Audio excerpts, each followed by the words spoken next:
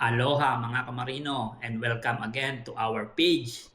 At thank you very much sa mga new followers natin. At para kayo maliwanagan sa US flagship ay panoorin nyo ang iba kong video regarding sa US flagship.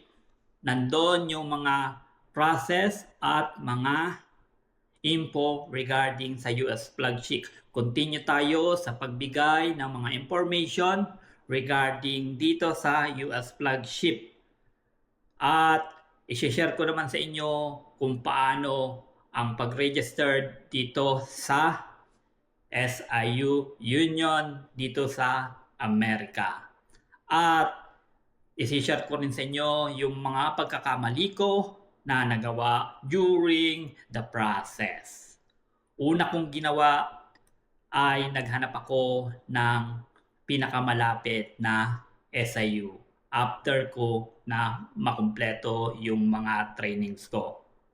Una na hinanap sa akin pagkadating ko sa Union Hall is yung aking mga dokumento gaya ng TWIC card, green card, MMC, kung ano ang nakalagay na credential, kung entry level ba or AB.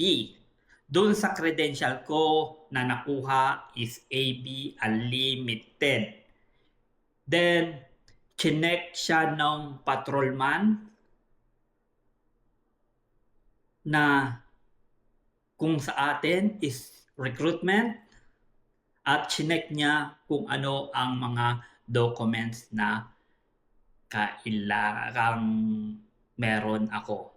Then, after niya na ma-check yung mga dokumento ko, ay yun may kulang. At yun ay pinakuha niya ako ng BPDSD. Kailangan daw ng BPDSD at nakalagay na sa credential ko. Wala kasing nagsabi sa akin na importante pala yung BPDSD doon bago mag-register. Then, after nun ay umuwi na ako ng bahay. At alam nyo ba kung ilang oras ako nagtatravel mula sa bahay, mula sa Union? Aabot ako ng 9 to 10 hours mula sa Union. Nagdadrive lang ako papunta ng Union.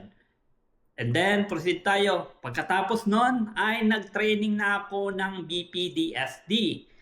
Isang araw lang naman yung BPDSD.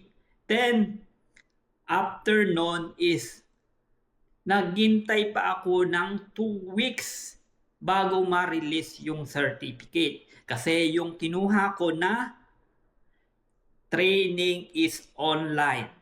Then, after ko ng 12 days or 2 weeks, see you in part 2. Thank you.